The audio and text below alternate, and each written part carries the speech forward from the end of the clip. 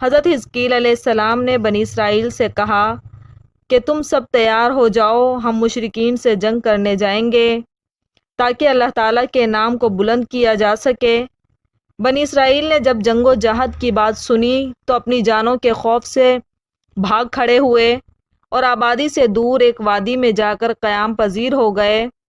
گویا یوں اپنے طور پر مطمئن ہو گئے کہ وہ محفوظ ہو گئے ہیں۔ حضرت حزقیل علیہ السلام نے ان کے اس ڈر کر بھاگ جانے پر ناراض ہو کر ان کے لیے بد دعا کی، یا پھر ان کی یہ نافرمانی اللہ کو بری لگی۔ بہرحال ان پر موت طاری کر دی گئی اور یہ سب کے سب موت کی آغوش میں چلے گئے۔ ایک ہفتے بعد وہاں سے حضرت حزقیل علیہ السلام کا گزر ہوا تو ان کو ان کی اس حالت پر افسوس ہوا جس پر انہوں نے دعا مانگی، یا اللہ ان کو موت کے عذاب سے نجات دے۔